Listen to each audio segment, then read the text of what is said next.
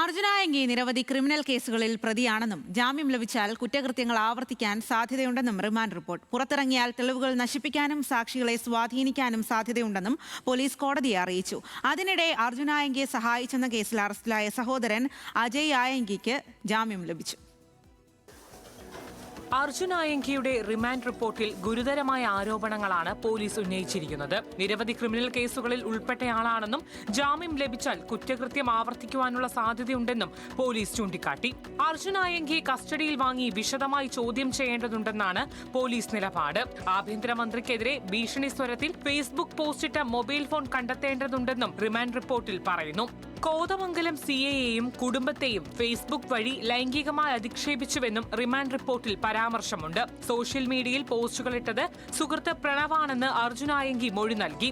ജാമ്യം ലഭിച്ചാൽ സമാന കുറ്റകൃത്യങ്ങളിൽ ഏർപ്പെടുന്നവർക്ക് അത് പ്രചോദനമാകും. അർജുനായങ്കിയെ കസ്റ്റഡിയിൽ വാങ്ങി വിശദമായി ചോദ്യം ചെയ്യേണ്ടതുണ്ടെന്നാണ് പോലീസിന്റെ നിലപാട്. അർജുനായങ്കിക്കെതിരെ 20 കേസുകളുടെ വിവരങ്ങളും പോലീസ് കോടതിയിൽ സമർപ്പിച്ചു. റിമാൻഡിലായ അർജുനായങ്കിയെ തലശ്ശേരി സബ് ജയിലിലേക്ക് മാറ്റി.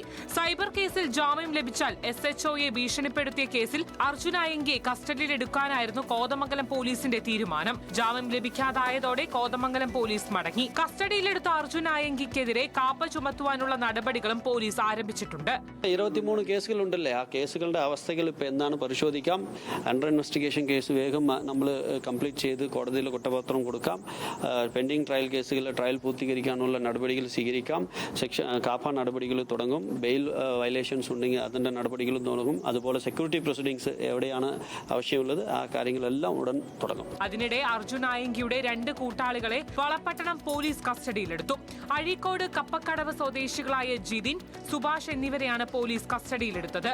ഇവരെ കോതമംഗലം പോലീസിന് കൈമാറി. അർജുനെ സഹായിച്ചത് കസ്റ്റഡിയിലെടുത്ത അജയ് ആയങ്കിയെ പോലീസ് ജാമ്യത്തിൽ വിട്ടു. അതേസമയം അജയ് ആയങ്കിയെ ജാമ്യത്തിൽ ഇറക്കാൻ കോഴിക്കോട് നടക്കാവ് പോലീസ് സ്റ്റേഷനിലെത്തിയ ഗുണ്ടാ നേതാവ് ഐനീഷിനെ പോലീസ് കരുതൽ തടങ്കലിലാക്കി. ഇയാൾക്കെതിരായ കേസുകൾ പരിശോധിച്ചു വരികയാണ്. 2 പേരുടെ ആൾജാമ്യത്തിലാണ് അർജുനായങ്കിയെ പോലീസ് വിട്ടയച്ചത്. അർജുനായങ്കിയുടെ മറ്റൊരു സഹോദരൻ അഖിൽ ആയങ്കിയും പോലീസ് സ്റ്റേഷനിലെത്തിയിരുന്നു.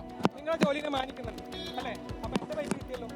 ഇന്നാൾ ഇവനില്ലാത്തോണ്ടാ ഞാൻ വരെ പറഞ്ഞോണ്ടെന്താ കാര്യം? നിങ്ങൾ ഉള്ളതാണോ റിപ്പോർട്ട് ചെയ്യുന്നത്?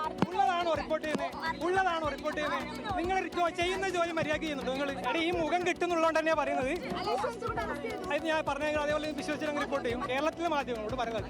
അർജുനായങ്കിയെ വിശദമായി ചോദ്യം ചെയ്യാൻ ഉടൻ തന്നെ കസ്റ്റഡി അപേക്ഷ നൽകാനാണ് പോലീസിന്റെ തീരുമാനം. ന്യൂസ് മലയാളം, കണ്ണൂർ.